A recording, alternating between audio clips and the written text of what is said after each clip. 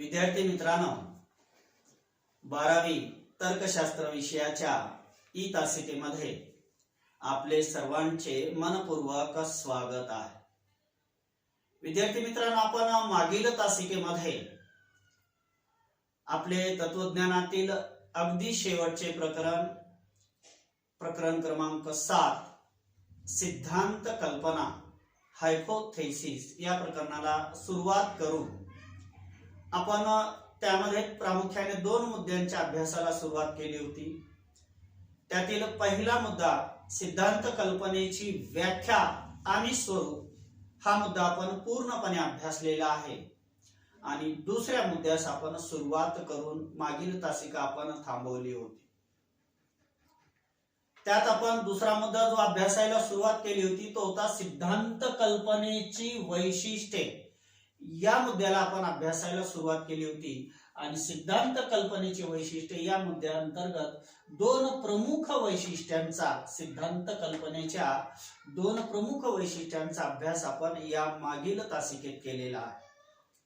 त्यातलं पहिलं वैशिष्ट्य होतं वैज्ञानिक संशोधनातील एक महत्त्वाचा टप्पा म्हणजे सिद्धांत कल्पना आहे।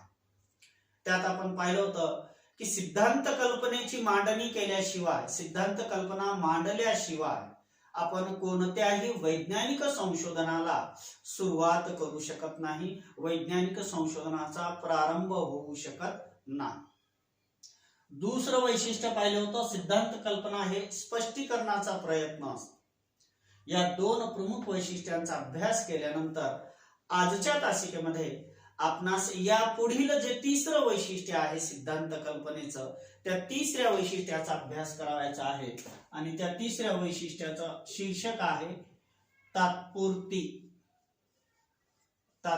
आता कोणतीही सिद्धांत कल्पना ज्यावेळेस सुरुवातीला प्रथम मांडली जाते त्यावेळेस ती एक तात्पुरती कल्पना असते, तात्पुरता अंदाज असतो। ती घटना स्पष्ट करण्यासाठी, त्या घटनेविषयी संशोधन करण्यासाठी, वैज्ञानिक संशोधन करण्यासाठी, वैज्ञानिक संशोधनाला सुरुवात करण्यासाठी सिद्धांत कल्पना एक प्रायमरी आधार, तात्पुरती कल्पना म्हणून उपयोगी पडत असते। हे आपण सुरुवातीलाच अभ्यासलेलं आहे आणि तेच सिद्धांत कल्पनेचं वैशिष्ट्य सुद्धा आहे।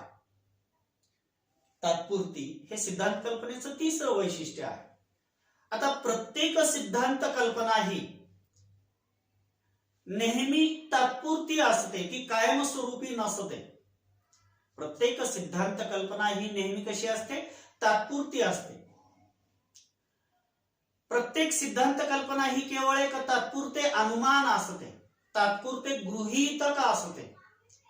त्या तात्पुरत्या अनुमानाला आधार धरून, गृहीतक धरून आपण एखादी घटना, एखादी गोष्ट, निसर्गात घडणारी एखादी घटना आपण स्पष्ट करत असतो, त्याविषयी संशोधन करून ती घटना स्पष्ट करण्याचा प्रयत्न सिद्धांत कल्पनेच्या सहाय्याने केला जातो। म्हणून प्रत्येक सिद्धांत कल्पना ही नेहमी तात्पुरती असते, ती केवळ एक अनुमान, तात्पुरते अनुमान असते।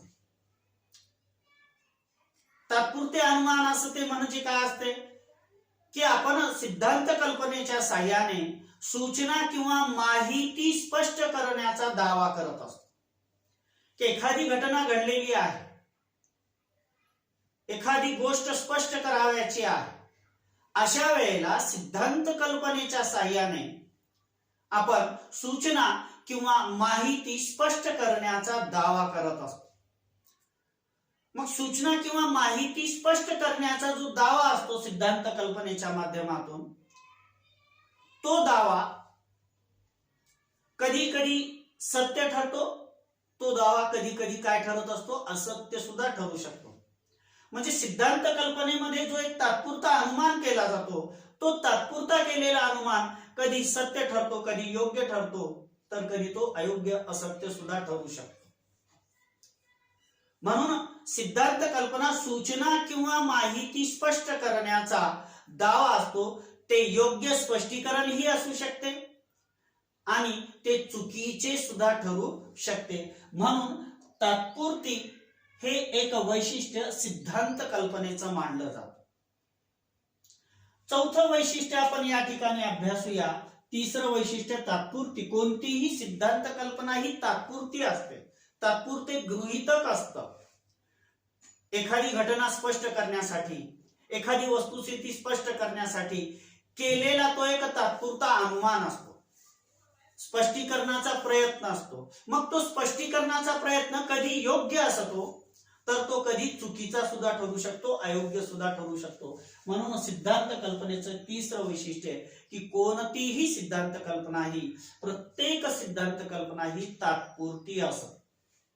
आता विद्यार्थी मित्रांनो, आपण चौथं वैशिष्ट्य सिद्धांत कल्पनेचे या ठिकाणी पाहूया की सिद्धांत कल्पना हे एक व्यवस्था लावणारे तत्व आहे. सिद्धांत कल्पना हे कसे आहे? व्यवस्था लावणारे तत्व आहे. व्यवस्था लावणारे तत्व आहे. सिद्धांत कल्पना हे एक व्यवस्था लावणारे तत्व आहे. हे चौथं वैशिष्ट्य सिद्धांत कल्पनेचं आहे. आता ना, सिद्धांत कल्पना ही व्यवस्था लावणारे तत्व आहे म्हणजे काय? या वैशिष्ट्याचं विश्लेषण आपण कसं अभ्यासणार? तर घटना समजून घेणे आणि त्याचे स्पष्टीकरण देणे हे विज्ञानाचे उद्दिष्ट आहे. लक्षात घ्या विद्यार्थी मित्रांनो की एखादी घटना समजून घेणे आणि त्या घटनेचे काय देणे, स्पष्टीकरण देणे हे कशाचे उद्दिष्ट असते? विज्ञानाचे उद्दिष्ट आहे. हे घटनेचा अनुक्रम देऊन सुरू केले जाते. याची सुरुवात कशी केली जाते? घटनेचा अनुक्रम देऊन, घटनेला अनुक्रम देऊन याची सुरुवात, स्पष्टीकरणाची सुरुवात केली जाते. घटनांमधील, वेगवेगळ्या घटनांमधील परस्पर संबंध लक्षात घेऊन, त्यांचा एकमेकांशी असलेला संबंध लक्षात घेऊन स्पष्टीकरण केले जाते वैज्ञानिक संशोधनामध्ये. मी चौथं वैशिष्ट्य आपणास सांगत होतो की सिद्धांत कल्पना हे एक व्यवस्था लावणारे तत्व आहे. म्हणजे याचं विश्लेषण की सिद्धांत कल्पना व्यवस्था लावणारे तत्व कसे आहे याचं स्पष्टीकरण आपणास द्यावं लागेल ना. तर त्याचं स्पष्टीकरण असं आहे की घटना समजून घेणे, घडलेली घटना समजून घेणे आणि त्या घडलेल्या घटनेचे स्पष्टीकरण देणे हे विज्ञानाचे उद्दिष्ट आहे. हे कोणाचे उद्दिष्ट आहे? विज्ञानाचे उद्दिष्ट आहे. आणि या उद्दिष्टाची सुरुवात, या स्पष्टीकरणाची सुरुवात घटनेचा अनुक्रम देऊन सुरुवात केली जाते. म्हणजे काय केलं जातं? तर घटनांमधील, वेगवेगळ्या घटनांमधील जो परस्पर संबंध आहे तो वेगवेगळ्या घटनांमध्ये असलेला परस्पर संबंध लक्षात घेऊन त्या घटनेचे स्पष्टीकरण दिले जाते. त्या घटनेचे काय दिले जाते? स्पष्टीकरण दिले जाते, स्पष्टीकरण केले जाते. आता खरं जर पाहिलं, आपण वास्तवतेत जर पाहिलं तर आपणास निसर्गामध्ये, आपल्या सभोवताली असणाऱ्या निसर्गामध्ये एक प्रकारची व्यवस्था असलेली आपणास दिसून येते. निसर्गात आपणास एक प्रकारची व्यवस्था असलेली दिसून येते, व्यवस्था आहे. पण जसे आपण घटनेचे अवलोकन करतो, निसर्गात घडणाऱ्या घटनेचे आपण जसे अवलोकन करतो तसे निसर्गातील घटनेमध्ये असणाऱ्या व्यवस्थेचे अवलोकन आपणास होत नाही किंवा करता येत नाही. निसर्गामध्ये ज्या काही घटना घडत असतात, निसर्गात जे काही घडत असतं त्यामध्ये आपणास एक विशिष्ट प्रकारची व्यवस्था असलेली दिसून येते. परंतु जसे आपण निसर्गात घडणाऱ्या घटनांचे अवलोकन करतो तसे आपणास निसर्गात घडणाऱ्या घटनांच्या पाठीमागे असणारी जी व्यवस्था आहे त्याचे अवलोकन करता येत नाही. मग अशा वेळेला निसर्गात घडणाऱ्या घटनांच्या पाठीमागे असणारी जी व्यवस्था आहे ती व्यवस्था कुणाला तरी शोधून काढावी लागेल. निसर्गात घडणाऱ्या ज्या घटना आहेत त्या घटनांच्या पाठीमागे एक विशिष्ट प्रकारची व्यवस्था असते. आपण निसर्गात घडणाऱ्या घटनांचे अवलोकन तर करतो, परंतु त्या घटनांच्या पाठीमागे असणारी जी व्यवस्था आहे ती व्यवस्था आपणास माहीत होत नाही. मग ही व्यवस्था कोणाला ना कोणाला तरी काय करावी लागेल, शोधून काढावी लागेल. निसर्गातील घटनांच्या पाठीमागे असणारी व्यवस्था ही कोणाला कोणाला तरी शोधून काढावी लागते. आणि मग विज्ञान हेच करण्याचा प्रयत्न करते की निसर्गातील वेगवेगळ्या घटनांमागे असणारी जी एक व्यवस्था आहे ती व्यवस्था शोधून काढण्याचं कार्य विज्ञान करत असतं. वैज्ञानिक संशोधनाच्या सुरुवातीच्या टप्प्यावर, प्रारंभीच्या टप्प्यावर असंख्य तथ्य आणि निसर्गातील घटनांमधील परस्पर संबंध समजून घेण्यात आपण अपयशी ठरत असतो. वैज्ञानिक संशोधनाच्या अगदी सुरुवातीच्या टप्प्यावर ज्यावेळेस वैज्ञानिक संशोधनाला सुरुवात होते, कशासाठी, एखाद्या निसर्गात घडलेल्या घटनेमागे काय व्यवस्था आहे, कोणती व्यवस्था आहे, ती व्यवस्था शोधून काढण्यासाठी जेव्हा विज्ञानामध्ये वैज्ञानिक संशोधनाला सुरुवात होते तेव्हा असंख्य तथ्ये आणि निसर्गातील घटनांमधील परस्पर संबंध समजून घेण्यात आपणास सुरुवातीला अपयश येत असते, अपयशी आपण ठरत असतो. आपणास सुरुवातीला वैज्ञानिक संशोधनाच्या सुरुवातीला निसर्गात घडणाऱ्या घटनांमधील परस्पर संबंध समजून घेण्यामध्ये अपयश काय येतं, कारण तथ्ये ही निसर्गातील घटनांमागे असणारी जी तथ्ये आहेत ती तथ्ये विखुरलेली, ती तथ्ये विलग आणि एकमेकांशी असंबंध वाटतात. आपणास निसर्गातील घटनांच्या पाठीमागे असणारी जी तथ्ये आहेत ती तथ्ये विखुरलेली असतात, ती तथ्ये विलग असतात आणि ती तथ्ये एकमेकांशी आपणास असंबंध असल्याचे वाटतात. परंतु एकदा सिद्धांत कल्पनेच्या सत्यतेचे परीक्षण झाल्यावर, एकदा जर आपण सिद्धांत कल्पनेच्या सत्यतेचे परीक्षण केले तर असे सत्यतेचे परीक्षण झाल्यावर वस्तुस्थितीत असलेली व्यवस्था स्पष्ट होते. निसर्गातील घटनांमागे वस्तुस्थितीत कोणती व्यवस्था आहे ही गोष्ट स्पष्ट होत असते.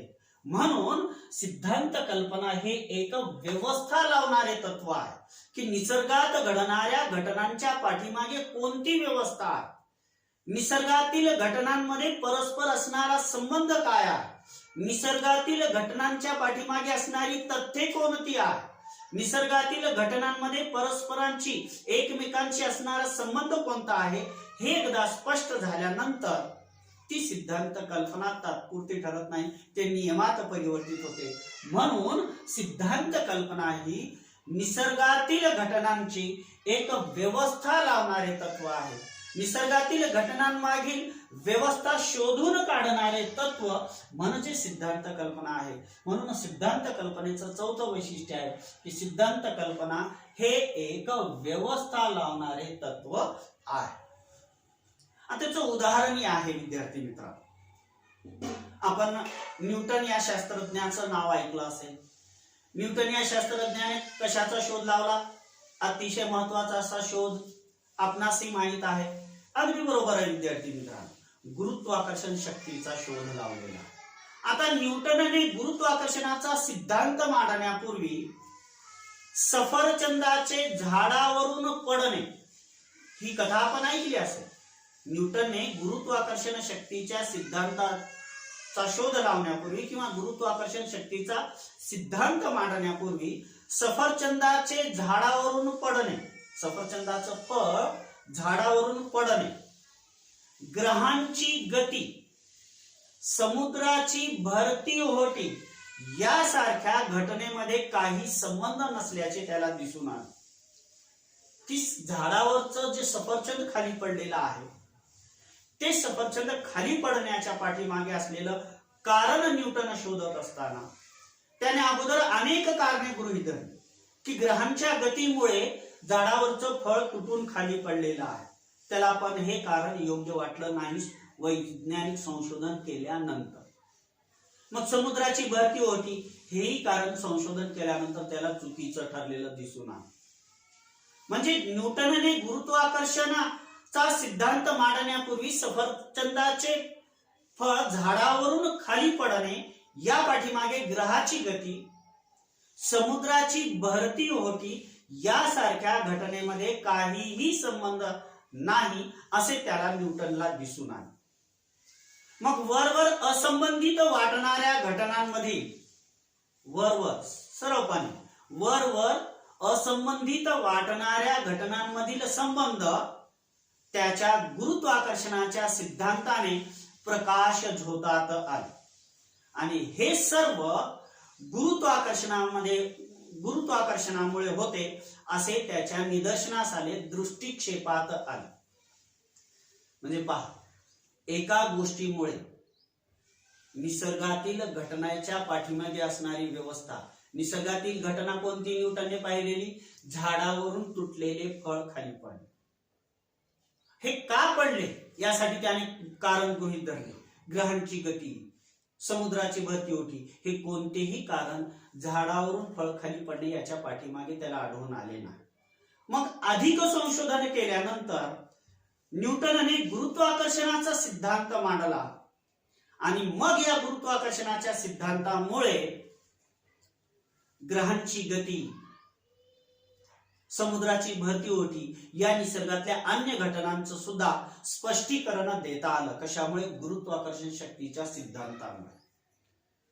म्हणून मी आपणास उदाहरण दिलं जे आपल्या पुस्तकातही आहे की न्यूटनने गुरुत्वाकर्षणाचा सिद्धांत मांडण्यापूर्वी सफरचंदाचे झाडावरून पडणे, ग्रहांची गती, समुद्राची भरती होती यासारख्या घटनेत काहीही संबंध नसल्याचे त्याला दिसून आले.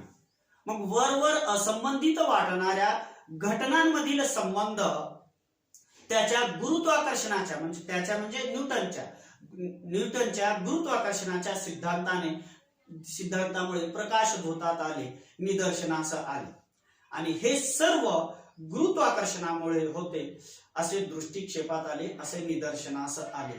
हा झाला चौथा वैशिष्ट्य. कशाचा? सिद्धांत कल्पनेची वैशिष्ट्य. याचं चौथं वैशिष्ट्य की सिद्धांत कल्पना हे एक व्यवस्था लावणारे तत्व आहे. निसर्गातील घडणाऱ्या घटनांच्या पाठीमागे असणारी व्यवस्था शोधून काढणारे तत्व आहे. म्हणून हे चौथं वैशिष्ट्य आहे. आता आपण पाचवं वैशिष्ट्य अभ्यासूया. सिद्धांत कल्पनेचं पाचवं वैशिष्ट्य की बुद्धिनिष्ठ विचारसरणीचे फलित. पाचवं वैशिष्ट्य बुद्धिनिष्ठ विचारसरणीचे फलित. बुद्धिनिष्ठ विचारसरणीचे फलित हे सिद्धांत कल्पनेचं पाचवं वैशिष्ट्य आहे विद्यार्थी मित्रांनो. आता सिद्धांत कल्पनेचं पाचवं वैशिष्ट्य अभ्यासत असताना विद्यार्थी मित्रांनो एक गोष्ट मात्र नक्की आहे की समस्येची सूचना करण्यासाठी, समस्येचे उत्तर शोधण्यासाठी, समस्येचे निराकरण करण्यासाठी सिद्धांत कल्पना मांडली जाते. सिद्धांत कल्पना कशासाठी मांडली जाते? समस्येचे निराकरण करण्यासाठी, समस्येचे उत्तर शोधण्यासाठी सिद्धांत कल्पना मांडली जाते. परंतु तर्कसंगत विचार केल्याशिवाय कोणतीही समस्या सोडवली जाऊ शकत नाही हे आपणासही माहित आहे.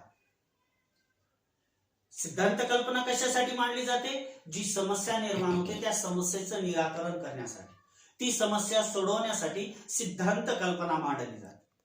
परंतु जोपर्यंत आपण तर्कसंगत विचार करत नाही तोपर्यंत कोणत्याही समस्येचं उत्तर, कोणत्याही समस्येचं समाधान, कोणत्याही समस्येचं निराकरण आपण करू शकत नाही किंवा मिळत नाही. म्हणून सिद्धांत कल्पना हे बुद्धिनिष्ठ विचारसरणीचे फलित आहे असं म्हटलं जातं. सिद्धांत कल्पना हे कशाचं फलित आहे? बुद्धिनिष्ठ विचारसरणीचे फलित आहे असं म्हटलं जातं. मी आपणास म्हटलं की समस्येचे निराकरण करण्यासाठी, समस्येचे उत्तर शोधण्यासाठी सिद्धांत कल्पना मांडली जाते. परंतु जोपर्यंत आपण तर्कसंगत विचार करत नाही, सुसंगत विचार मांडत नाही, तोपर्यंत समस्या सोडवली जाऊ शकत नाही, तोपर्यंत समस्येचं उत्तर आपणास मिळत नाही. म्हणून सिद्धांत कल्पना हे बुद्धिनिष्ठ विचारसरणीचे फलित आहे असं म्हटलं जातं. म्हणून सिद्धांत कल्पना हे कशाचे फलित आहे विद्यार्थी मित्रांनो? बुद्धिनिष्ठ विचारसरणीचे फलित आहे असं म्हटलं जातं. आणि हे सिद्धांत कल्पनेचं काय आहे विद्यार्थी मित्रांनो? वैशिष्ट्य आहे. किती क्रमांकाचं? 5 क्रमांकाचं वैशिष्ट्य आहे. आता आपण 6वं वैशिष्ट्य सिद्धांत कल्पनेचं या ठिकाणी अभ्यासूया. अतिशय छोटे छोटे मुद्दे आणि सुलभ मुद्दे आहेत विद्यार्थी मित्रांनो. की पहिलं वैशिष्ट्य पाहिले आपण वैज्ञानिक संशोधनातील एक महत्वाचा टप्पा. दुसरं वैशिष्ट्य पाहिलं स्पष्टीकरणाचा प्रयत्न. तिसरं वैशिष्ट्य आपण अभ्यासलं तात्पुरती. चौथं वैशिष्ट्य अभ्यासलं हे एक व्यवस्था लावणारे तत्व. 5वं वैशिष्ट्य आता आपण अभ्यासलं बुद्धिनिष्ठ विचारसरणीचे फलित म्हणजे सिद्धांत कल्पना. आता आपण शेवटचं वैशिष्ट्य क्रमांक 6चं वैशिष्ट्य आपण अभ्यासूया. कशाचं वैशिष्ट्य? सिद्धांत कल्पनेचं. तरल आणि सृजनशील कल्पना शक्तीचा आविष्कार. तरल आणि सृजनशील कल्पना शक्तीचा आविष्कार. कल्पना शक्तीचा आविष्कार हे 6वं वैशिष्ट्य आहे विद्यार्थी मित्रांनो. कशाचं? सिद्धांत कल्पनेचं हे 6वं वैशिष्ट्य आहे. आता प्रत्येक सिद्धांत कल्पना समस्या प्रधान परिस्थितीतून, प्रत्येक सिद्धांत कल्पना जी आहे ती प्रत्येक सिद्धांत कल्पना ही समस्या प्रधान परिस्थितीतून उद्भवते, निर्माण होते. उद्भवते म्हणजे निर्माण होते, निर्मिती होते. प्रत्येक सिद्धांत कल्पनेची निर्मिती, प्रत्येक सिद्धांत कल्पनेचा आविष्कार हा समस्या प्रधान परिस्थितीतून काय होत असते? निर्मिती होत असते. समस्या निर्माण झाल्यानंतरच सिद्धांत कल्पनेची निर्मिती होते, म्हणजे सिद्धांत कल्पना मांडली जाते. असा साधा सरळ अर्थ या ठिकाणी अपेक्षित आहे. कशाचा? की प्रत्येक सिद्धांत कल्पना समस्या प्रधान परिस्थितीतून उद्भवते. परंतु समस्या समजून घेणे आणि समस्या सोडवणे हे सोपे नाही. प्रत्येक सिद्धांत कल्पनेची निर्मिती ही कशातून होत असते? समस्या प्रधान परिस्थितीतून होत असते. असं जरी असलं तरी समस्या समजून घेणे आणि समस्या सोडवणे हे तेवढे सोपे नाही. म्हणजे कसे आहे? कठीण आहे. सिद्धांत कल्पना वैज्ञानिकांच्या तीक्ष्ण आणि सृजनशील कल्पना शक्तीचा आविष्कार असते. सिद्धांत कल्पना जी असते ती सिद्धांत कल्पना वैज्ञानिकाच्या तीक्ष्ण आणि सृजनशील, काहीतरी नवनिर्माण करणारी सृजनशील सिद्धांत कल्पना ही वैज्ञानिकांच्या तीक्ष्ण आणि सृजनशील कल्पना शक्तीचा आविष्कार असतो. म्हणून असं म्हटलं जातं की सिद्धांत कल्पना मांडत असताना सिद्धांत कल्पना ही तरल आणि सृजनशील कल्पना शक्तीचा आविष्कार असते. कारण समस्या एखादी समजून घेणे आणि त्या समस्येचे निराकरण करणे, समस्या समजून घेतल्यानंतर ती समस्या सोडवणे, त्याचे उत्तर देणे, त्याचे उत्तर शोधणे, त्या समस्येचे निराकरण करणे तेवढे सोपे नसते. म्हणून सिद्धांत कल्पना ही वैज्ञानिकांच्या तीक्ष्ण आणि सृजनशील कल्पना शक्तीचा आविष्कार असतो. त्याचं एक उदाहरण पाहूया, मग आपणास ही गोष्ट समजण्यास मदत होईल. कोणती गोष्ट? की सिद्धांत कल्पना ही तरल आणि सृजनशील कल्पना शक्तीचा आविष्कार असतो. की इसवी सन 1795 मध्ये निकोलस ऍपर्टच्या असे निरीक्षणात आले. आता निकोलस ऍपर्ट कोण आहे? एक शास्त्रज्ञ आहे, एक वैज्ञानिक संशोधक आहे. त्याचं नाव आहे, काय नाव आहे? निकोलस ऍपर्ट. निकोलस ऍपर्ट या वैज्ञानिकाच्या इसवी सन 1975 मध्ये असे निरीक्षणात आले की नेपोलियन बोनापार्ट आपल्या, नेपोलियनचं नाव ऐकलं असेल, नेपोलियनचं नाव ऐकलं असेल, शासक होता. तर नेपोलियन बोनापार्ट आपले सैनिकांना अन्न पाठवत होता युद्धाच्या ठिकाणी. तर त्यावेळेसची ही छोटीशी घटना आहे. त्या घटनेतून सिद्धांत कल्पना कशी मांडली, कशी सुचली, आणि मग तरल आणि सृजनशील कल्पना शक्तीचा आविष्कार म्हणजे सिद्धांत कल्पना. हे सिद्धांत कल्पनेचं वैशिष्ट्य कसं होतं ही गोष्ट आपणास स्पष्ट होईल की इसवी सन 1975 मध्ये निकोलस ऍपर्टच्या असे लक्षात आले की नेपोलियन बोनापार्ट आपल्या सैन्य दलासाठी, आपल्या सैनिकांसाठी नियमितपणे दररोज भोजन पाठवत होता, अन्न पाठवत होता, जेवण पाठवत होता.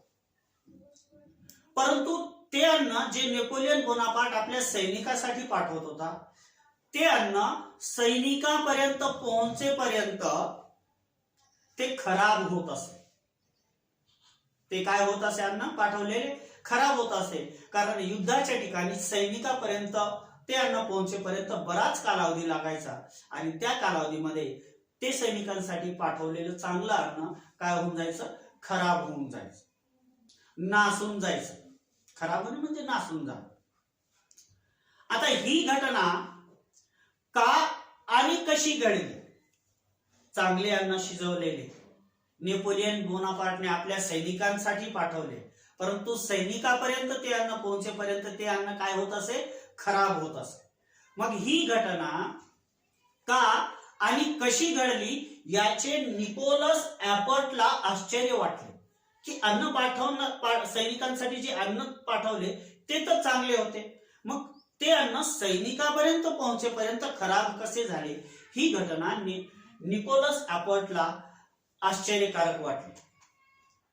आश्चर्यकारक ही घटना वाटल्यानंतर निकोलस ऍपर्ट या वैज्ञानिकाच्या मनात एक विचार आला की जर उकळलेले अन्न काचेच्या भांड्यामध्ये, काचेच्या कशामध्ये?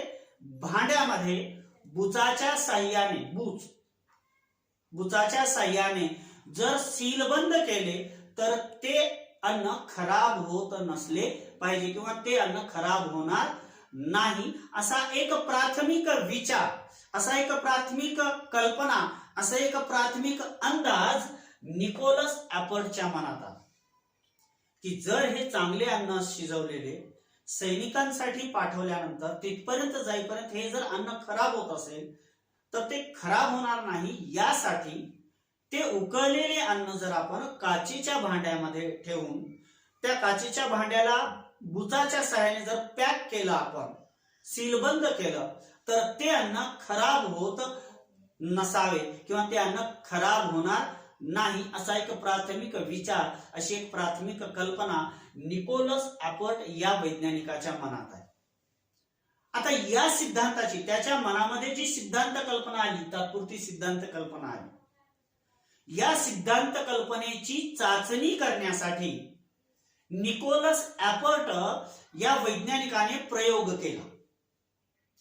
आणि प्रयोग केल्यानंतर निकोलस ऍपर्टला असे आढळले, असे दिसून आले की खरोखरच अन्न खराब झालेले नव्हते किंवा जेव्हा उकळलेले अन्न, तयार केलेले अन्न हे काचेच्या भांड्यामध्ये बूचच्या साह्याने सीलबंद केल्यानंतर सैनिकांना पाठवले असता ते सैनिकापर्यंत पोहोचेपर्यंत खराब झालेले नव्हते, ते अन्न चांगल्या अवस्थेत होते.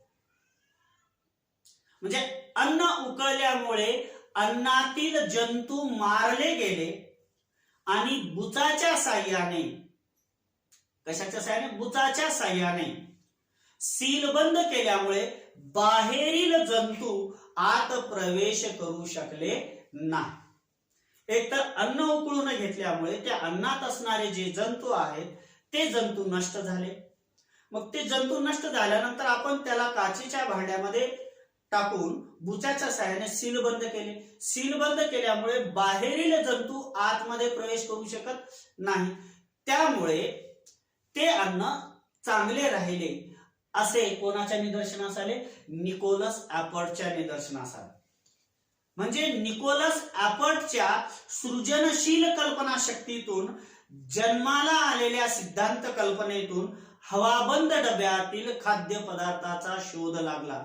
आणि आज बरेच गोष्टी आपण जे घेतो रेडीमेड, जे सीलबंद असतात, हल्दीरामचे आपण रसगुल्ले घेतो, गुलाबजामुन घेतो, असे बरेच पदार्थ सीलबंद येतात. आजकाल भाजीपाला सुद्धा सीलबंद येत आहे. हे सर्व श्रेय कोणाला जातं? निकोलस ऍपर्टला जातं. त्याने सीलबंद अन्न ही कल्पना त्याने समोर आणली. आता हे सिद्धांत कल्पनेचे 6 वैशिष्ट्ये विद्यार्थी मित्रांनो आपण अभ्यासले. पहिलं वैशिष्ट्य वैज्ञानिक संशोधनातील एक महत्वाचा टप्पा. दुसरं स्पष्टीकरणाचा प्रयत्न. तिसरा तात्पुरती. चौथं वैशिष्ट्य सिद्धांत कल्पना हे एक व्यवस्था लावणारे तत्व आहे. पाचवं वैशिष्ट्य सिद्धांत कल्पना ही बुद्धिनिष्ठ विचारसरणीचे फलित आहे. आणि 6वं वैशिष्ट्य आपण अभ्यासलं तरल आणि सृजनशील कल्पना शक्तीचा आविष्कार. असे एकूण 6 वैशिष्ट्ये आपण या ठिकाणी सिद्धांत कल्पनेची अभ्यासलेली आहेत. आता यानंतरचा एक छोटासा घटक आपणास आजच्या तासिकेत सुरुवात करावायचा आहे. अतिशय सुलभ, छोटा आणि आपणास गोडवा निर्माण करणारा, आपणास रुची निर्माण करणारा असा एक घटक आहे. कारण या माध्यमातून आपण वेगवेगळे संशोधन कसे लागले हे आपण जाणून घेत आहोत. की जसं आजच्या तासिकेत जाणलं की सीलबंद अन्नाची निर्मिती जी आज आपण घेतो, वापरतो, उपयोगात आणतो, याचा शोध कसा लागला, नेपोलियन बोनापार्टच्या काळामध्ये निकोलस ऍपर्टने कशा लागला, ही एक माहिती आपणास मिळाली. मग आपण यापुढे सांगू शकतो की हवाबंद डब्यात जे आज आपण अन्न वापरतो ती घटना अशी घडली, त्यामुळे या शोधाचा उपयोग आपण आज सुद्धा घेत आहोत. पुढील मुद्दाही असाच आहे जो आपणास नवनवीन माहिती देत आहे. ते आहे सिद्धांत कल्पनेचा उगम. सिद्धांत कल्पनेचा उगम. आता कधी कधी परीक्षेला सिद्धांत कल्पनेचा उगम याच्याशी संबंधित 3 अटी सांगा, 2 अटी सांगा असं येतं, किंवा सिद्धांत कल्पनेचे सूचन असं येतं. मग सिद्धांत कल्पनेचा उगम याचे मुद्दे वेगळे आहेत आणि सिद्धांत कल्पनेचे सूचन याचे मुद्दे वेगळे आहेत असं आहे का विद्यार्थी मित्रांनो? नाही. तर सिद्धांत कल्पनेचे सूचन ही तेच आहे आणि सिद्धांत कल्पनेचा उगम याचेही मुद्दे तेच आहेत. म्हणजे दोन्हींचेही मुद्दे समसमान आहेत विद्यार्थी मित्रांनो, दोघांमध्ये काहीही फरक नाही. आता आपण या प्रकरणाच्या अगदी सुरुवातीपासून अभ्यासत आहोत की सिद्धांत कल्पना ही एक तात्पुरती कल्पना असते. सिद्धांत कल्पना हे एक तात्पुरते अनुमान असतं. सिद्धांत कल्पना हे एक तात्पुरते गृहीतक असतं जी समस्येचे निराकरण करण्यासाठी आणि संबंधित वस्तुस्थिती व घटना स्पष्ट करण्यासाठी तयार केलेली असते. सिद्धांत कल्पना ही कशी असते? एक तात्पुरती कल्पना असते, एक तात्पुरता अनुमान असतो, एक तात्पुरता अंदाज असतो. मग सिद्धांत कल्पना जी एक तात्पुरता अंदाज आहे, तात्पुरती कल्पना आहे, तात्पुरता अनुमान आहे, तो कशासाठी केला जातो? कोणत्या कारणासाठी सिद्धांत कल्पना केली जाते? तर सिद्धांत कल्पना ही समस्येचे निराकरण करण्यासाठी आणि संबंधित वस्तुस्थिती स्पष्ट करण्यासाठी, संबंधित घटना स्पष्ट करण्यासाठी सिद्धांत कल्पनेचा आधार घेतला जातो, हे आपण पाहिलेलं आहे. परंतु सिद्धांत कल्पना कशी मांडावी, सिद्धांत कल्पना कशी मांडावी यासाठी कोणतेही विशिष्ट असे, ठराविक असे, साचेबंद असे नियम नाही.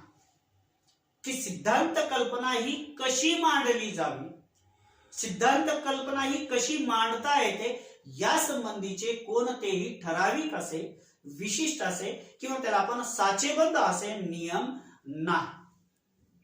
वैज्ञानिकांनी केलेल्या वेगवेगळ्या शोधांचा अभ्यास जर आपण केला, आजपर्यंत वैज्ञानिकांनी जे वेगवेगळे शोध लावलेले आहेत, त्या वेगवेगळ्या शोधांचा जर आपण अभ्यास केला तर वैज्ञानिकांना सिद्धांत कल्पना कशी सुचते, वैज्ञानिकांना सिद्धांत कल्पना कशी सुचते याचे संकेत आपणास मिळतात. याचे काय मिळतात? आपणास संकेत मिळतात. मग काही महत्वपूर्ण घटक आहेत की जे वैज्ञानिकांना सिद्धांत कल्पना सुचवू शकतात. काही महत्वपूर्ण घटक आहेत, त्या घटकांमुळे, त्या घटकांच्या कारणामुळे वैज्ञानिकांना सिद्धांत कल्पना सुचत असते किंवा सिद्धांत कल्पनेची निर्मिती होते किंवा सिद्धांत कल्पनेचा उगम होतो. मग सिद्धांत कल्पनेचा उगम कसा होतो? असे कोणते घटक आहेत की ज्या घटकांमुळे सिद्धांत कल्पनेचा उगम होतो, सिद्धांत कल्पनेची निर्मिती होते, सिद्धांत कल्पनेचं सूचन होतं? तर सिद्धांत कल्पनेच्या उगमाचे एकूण 6 घटक आहेत विद्यार्थी मित्रांनो. सिद्धांत कल्पनेच्या उगमाचे एकूण किती घटक आहेत विद्यार्थी मित्रांनो? 6 घटक आहेत. आता सिद्धांत कल्पना उगम पावण्यासाठी, सिद्धांत कल्पनेचे सूचन होण्यासाठी जे एकूण 6 घटक आहेत, या 6 घटकांचा अभ्यास आपण या पुढील तासिकेत करूया. आजच्या तासिकेमध्ये आपण जे अभ्यासलेलं आहे त्याच्याशी संबंधित आपली काही जर समस्या असेल, आपणास काही घटक, काही शब्द, काही वाक्य यांचा अर्थ समजलेला नसेल, तर आपण माझ्या YouTube चॅनलच्या चॅटबॉक्स मध्ये आपल्या त्या अडचणी मला पाठवाव्या. आपल्या अडचणींचं नक्कीच समाधान केलं जाईल. परंतु जर हा व्हिडिओ पाहत असताना आपणास जर हा विषय, हा घटक सुलभ होत असेल तर आपल्याच एका शिक्षकाच्या YouTube चॅनलला आपण सबस्क्राईब करावे, आपल्या शिक्षकाच्या व्हिडिओना आपण लाईक करावे आणि ज्या विद्यार्थ्यांना या व्हिडिओच्या बाबतीत माहिती नाही त्यांना हा विषय सुलभ करून घेण्यासाठी आपण ही लिंक आपल्या इतर विद्यार्थी मित्रांना द्यावी. तर आजच्या तासिकेतील आपल्या सर्व विद्यार्थी मित्रांच्या अनमोल अशा सहकार्यासाठी खूप खूप धन्यवाद.